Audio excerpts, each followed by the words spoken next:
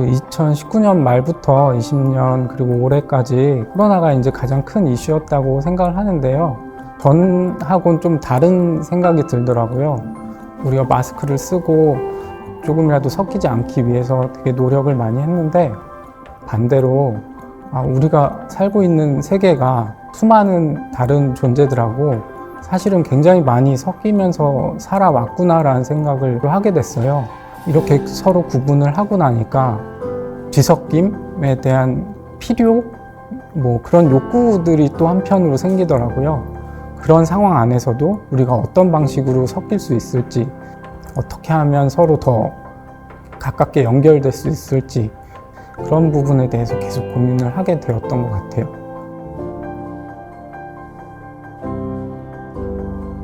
펼치고 접기, 펼치기 이런 작업들이 있는데 구체 풍경을 통해서 그런 360도 이미지에 대해서 관심을 가지게 되었는데 온라인상에서 현재의 시공간을 박제시켜 놓은 이미지라고 생각을 했어요. 하나의 불특정한 공간들이 공유되고 있는데 그런 장소들을 수집하기도 하고 광물을 캐내듯이 것들을 이렇게 가져다가 펼쳐보고 또 서로 섞어보기도 하고 오프라인이 아닌 온라인상에서 경험하는 것들이 또 다른 방식으로 경험하고 섞일 수 있도록 그 작업을 진행을 해봤습니다.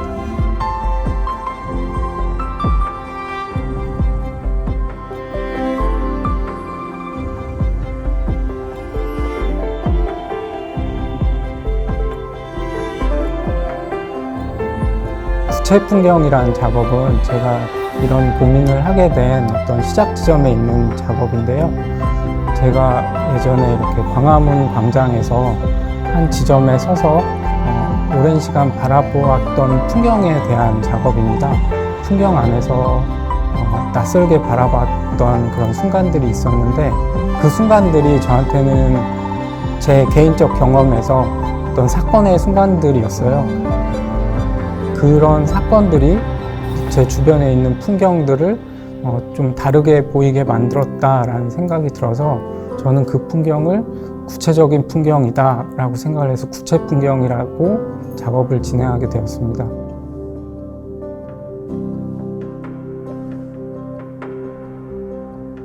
제가 생각하는 가상이라는 것이 어떻게 보면 우리가 살고 있는 세계 그리고 내가 살고 있는 몸이라는 것 밖을 상상하는 것이라고 생각을 해봤어요. 그런 차원에서 판타지라는 것도 결국은 우리가 현재 이렇게 직접 경험하는 세계 그리고 미래라는 것이 결국은 그 밖을 상상하는 일이라는 생각이 들었습니다. 그래서 제 작업을 보면서도 동시대의 모습을 한번 이미지로 바라봤을 때 그 이미지 밖에서 바라보는 상상들을 해보시면 좋을 것 같다는 생각이 듭니다.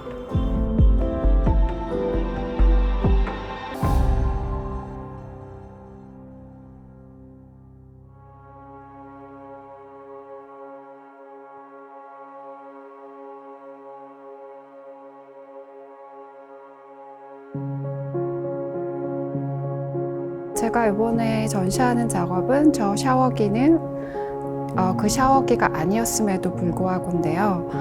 이건 개인적인 경험이기도 한데 유학생활에 아르바이트를 끝나고 밤 늦게 집에 와서 혼자 샤워를 할 때 그 약간의 그런 적막 속에서 이렇게 두려움 같은 게 느껴지긴 하는데 그때 저한테 그 히치콕 감독의 사이코 유명한 샤워 장면이 많이 떠올랐는데요. 저는 사실 그 현상이 되게 재밌다고 생각하는 게 물론 그런 상황이 동일했기 때문에 연상이 될 수도 있지만 다르게 생각하면 샤워기나 아니면은 쏟아지는 물 그리고 샤워 커튼을 보면서 사실 그 영화가 연상이 됐었거든요. 그래서 그런 사물이 제가 과거에 경험했던 혹은 보았던 것들을 현재로 환기시키는 매개체가 된다는 점이 흥미로워서 작업을 기획하게 되었고요. 그래서 작업도 저 샤워기는 그 샤워기가 아니었음에도 불구하고 나는 그때를 기억할 수 있었다. 아니면 그 이미지가 환기되었다라는 것을 의미합니다.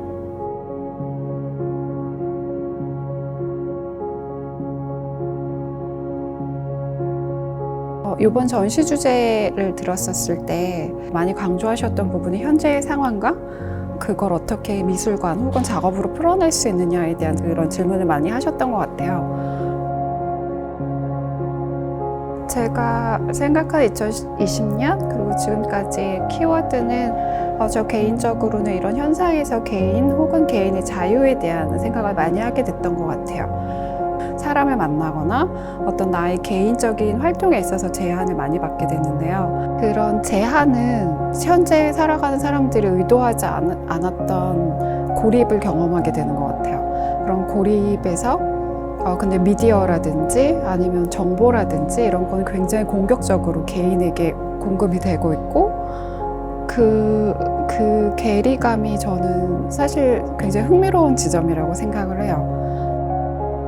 내가 경험하지 못한, 내가 알 수 없는 어떤 이런 것들이 문자라든지 미디어를 통해서 저에게 하나의 현실이 되는 어떤 상황이 되고 나의 리얼리티는 아니지만 어느 누군가의 리얼리티가 되면서 현실이기는 한데 직접적이지 않은 현실이기 때문에 하이퍼 리얼리티 같은 느낌으로 와닿을 때가 있었던 것 같아요. 그래서 하이퍼 리얼리티와 리얼리티의 경계에 대한 고민을 많이 하게 됐던 것 같아요.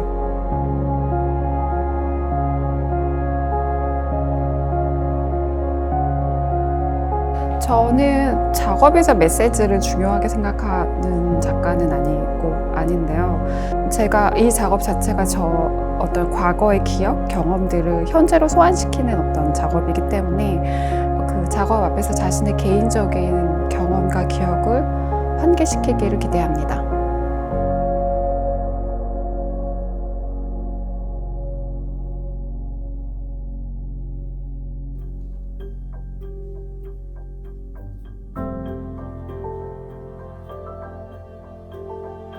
저는 실제 하는 것과 그리고 보이는 것 그리고 과거와 현재 사이의 시차 같은 것들을 연구하고 사진과 글쓰기를 통해 추측하고 있습니다.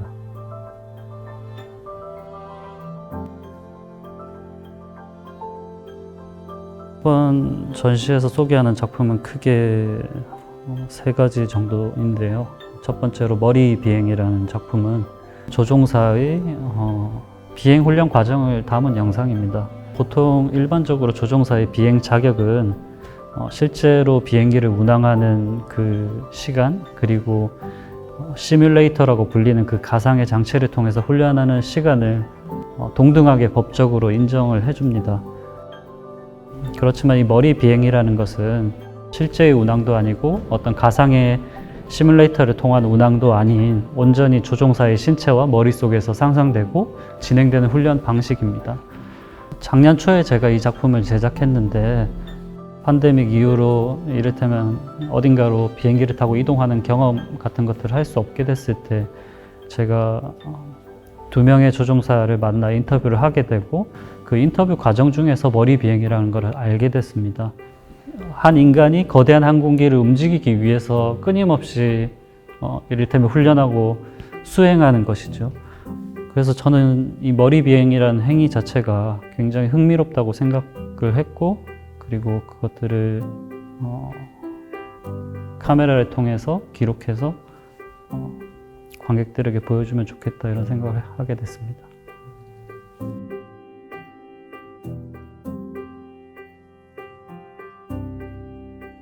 코로나 팬데믹 이후로 국경을 넘는 일이라든지 혹은 일상에서 자유롭게 어딘가를 방문하고 돌아오고 이렇게 하는 행위들 자체가 굉장히 어색한 일이 됐기 때문에 이동해서 어딘가로 가는 것이 중요한 것이 아니라 그런 것들이 불가능하기 때문에 이동이란 그 감각 그 자체를 조금 더 고민해 봐야 된다고 생각합니다.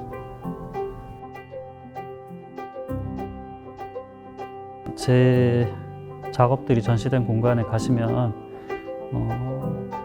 움직이는 것과 움직이지 않는 것이 같이 있습니다. 함께 있는데요. 제가 이동에 관해서 말씀드렸듯이 이렇게 무언가가 움직인다는 것에 대한 감각 같은 것들을 제 작품들을 보시면서 조금 더 유심히 봐주셨으면 좋겠습니다.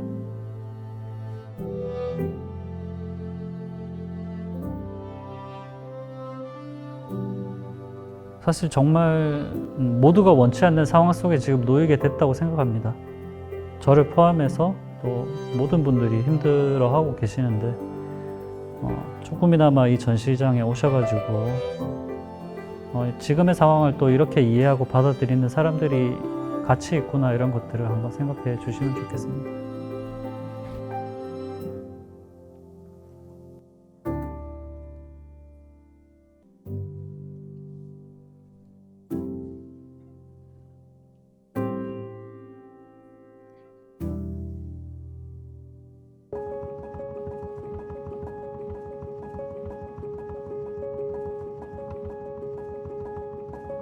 이전에 제 작품은 사실 미래를 생각하는 약간 공상과학일 수도 있고 상상에 대한 작업이었습니다.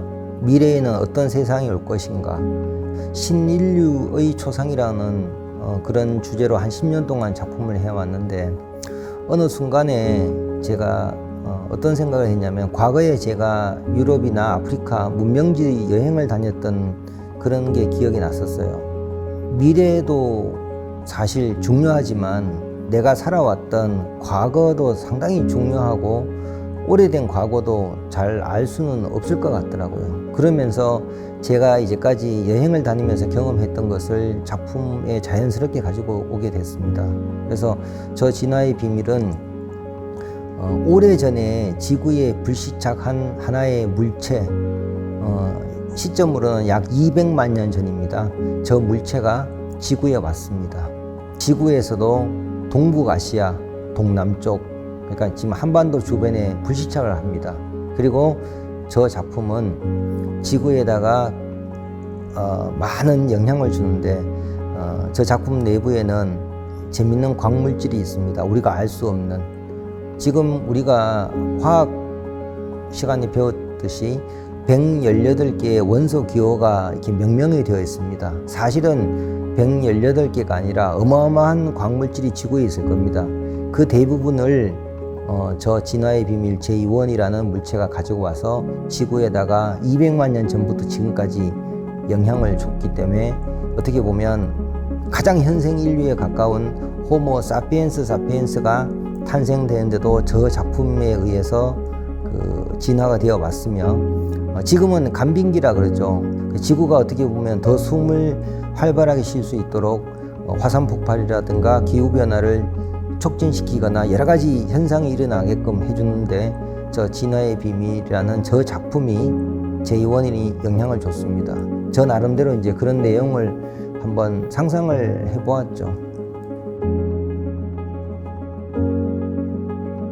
저는 이제 작품에 있어서 대부분 결과도 중요하지만 과정이 되게 중요하다고 생각을 합니다. 그래서 보면 드로잉이 이렇게 여러 장 붙어 있는데, 작가가 어떤 식으로 저 작품을 구상을 했고, 조그마한 글자들 보면 제가 드로잉 하면서 어떤 자료를 찾아보고 또 어떤 걸 했는지가 내용을 볼 수가 있습니다.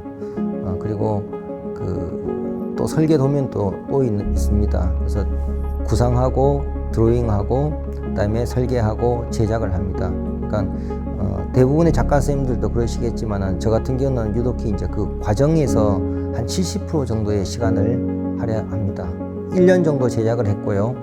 그 중에서 한 3개월 정도가 구상을 했고 4개월을 설계를 했습니다. 그리고 제작 기간은 2달입니다. 그만큼 그 구상과 설계 시간에서 상당히 많은 시간을 두고 만든 작품이고, 관객들은 이제 저 과정을 좀 잘 봐줬으면 하고요. 우리가 요즘 이런 AI 시대의 미래를 상당히 예측을 하고 어떨까 이렇게 상상을 해보곤 하는데, 사실 미래도 자세히 보면 과거에 있지 않나 싶습니다. 그래서 미래를 찾으려면 이 과거, 어떻게 보면 그 과거에 대한 자료라든가 책을 이렇게 보고 관심을 가지면 오히려 미래가 더 잘 보이지 않겠나, 이런 생각이 들 겁니다. 저 역시 그런 의도로 작품을 했습니다.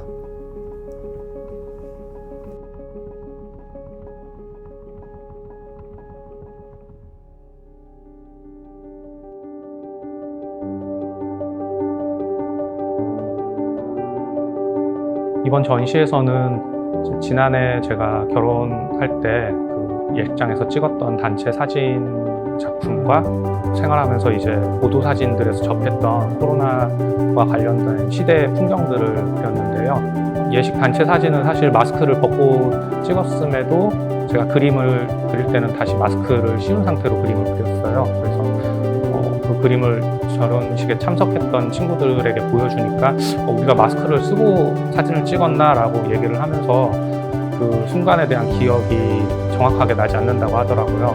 그 정도로 마스크를 쓰거나 벗거나 하는 게 일상화가 되어 있다는 생각이 들었고요. 그리고 이제 새로 올해 그린 작품 3점은 이제 아이가 유아 세례를 받는 장면, 그리고 비닐로 차단된 막을 통해서 가족이 서로 끌어안는 장면, 또 연인이 마스크를 쓴 채로 키스를 하는 장면들을 보도 사진에서 접하고 그것들을 편집을 해서 작업을 했습니다. 저 역시 그 사진들과 크게 다르지 않은 삶을 살고 있는데요. 저도 이제 요양병원에 계신 할머니라든지 새로 태어난 아기라든지 또 이제 결혼한 지 1년이 아직 안 된 그런 상황에서 사람들이 서로 사랑하고 또 새로운 생명이 태어나고 하는 그런 모습들을 이 시대의 상황에 맞춰서 한번 그려봤습니다.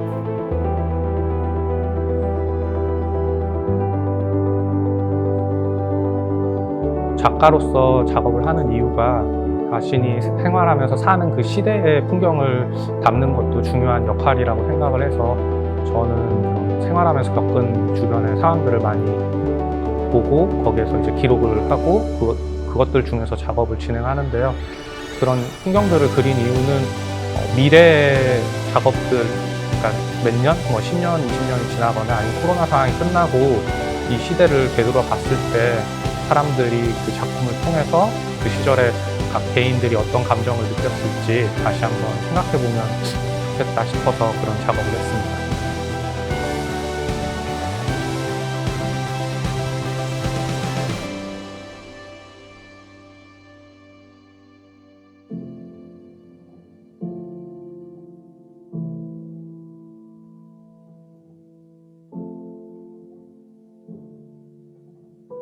이번 작품은 그날 그 이후라고요. 네, 코로나 그날 이후라는 뜻입니다. 그 전에 2014년도부터 좀 간혹 보여줬던 관객 체험형 전시로 구성을 해봤고요. 그 연장선상에서 지금 전시기획의 취지인 코로나 시대의 이제 미래에 관한 이제 전시를 맞춰서 다시 이제 재구성한 작업을 선배였고요. 코로나 시대로 인해서 사람들 사이에 이제 거리두기, 그러다 보니까 집에 있는 시간이 좀 많아지고 전체적으로 좀 우울한 그런 측면을 맞이했는데, 그런 나와 그리고 이웃들 간의 거리가 점점 멀어지는 거, 그리고 짧은 거리지만 좀 단절된 어떤 사회, 그리고 지금 현재를 살아가는 우리, 그런 이제 공간을 좀 담아보고자 좀 다시 재구성해서 신작을 이번에 좀 보이게 됐습니다. 제가 지금 성남 태평동에 살고 있어요. 작업실도 거기 있고, 그리고 거기서 이제 지금 문화기획 활동을 하고 있는데, 흔히 저희 동네에서 볼 수 있는 그런 구조들이죠. 그리고 제 작업실에서 보여지는 아파트들, 흔히 볼 수 있는 길거리의 그런 반지하 집들, 그리고 골목에서 볼 수 있는 욕실 창문, 주방 창문에서 이제 하늘이 또 바라다 보이는, 실제로 이제 보통 건물들이나 그런 것들이 가려져서 잘 안 보이지만 저희 전시 제목이 또 환타지잖아요. 그래서 그냥 일상적인 주방 공간에서 창문 밖으로 밝은 파란 하늘을 볼 수 있는, 그래서 좀 판타지적인 요소와 그리고 실제 존재하는 어떤 그런 공간들을 구성을 해서, 특히 이제 그 관객들과 그런 공간들 한 곳에서 4가지의 공간과 시간을 또 접할 수 있는 그런 신비스러움도 있고, 그런 것들을 접하면서 또 현 코로나 시대에 집에 있는 시간들도 많고, 그럼으로써 더 이웃들과 멀어지는 것들에 대한 그런 것들을 좀 공간에서 좀 느끼면서 같이 공감하고,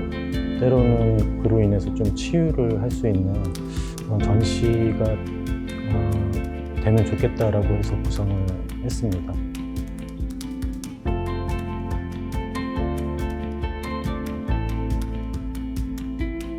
집에 혼자 있는 시간이 좀 많고 좀 거리두기로 인해서 좀 우리 나와 이웃 그리고 나와 이제 타인에 관한 그런 거리가 좀 멀어졌는데 그런 것들을 제 작업을 통해서 뭔가 같이 좀 어려움도 같이 공감하고 그걸 이겨내면서 또 어느 정도는 좀 치유받을 수 있었으면 좋겠습니다.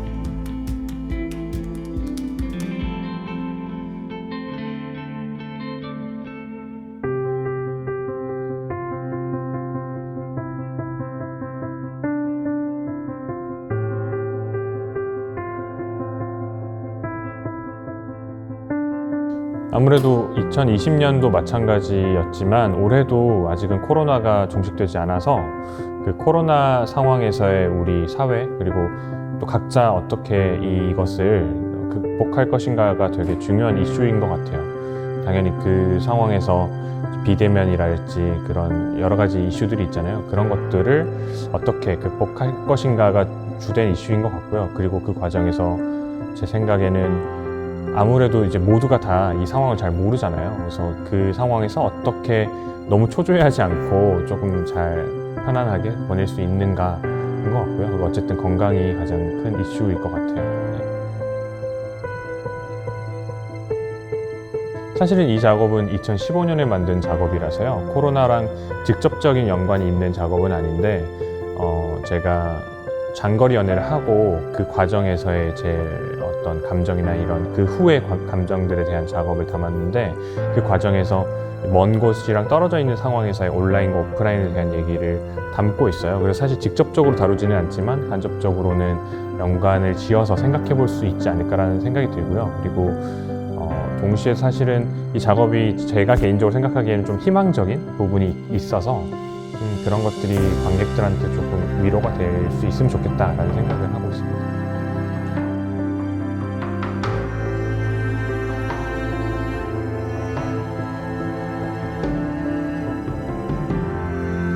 그 작품 이름은 랠리라는 작품이고요. 제가 거의 2년 넘게 했었던 장거리 연애가 끝나면서 이제 그 친구가 외국에 있는 친구여서 그 친구와의 관계가 정리되는 과정에서 온라인과 오프라인에 대해서 생각을 하는 작업이에요. 그래서 아마도 코로나 때문에 비대면인 상황과 어떻게 보면 연관지을 수 있을 것 같다고 생각을 해서 조금 직접적이지 않은 작품을 골랐고요.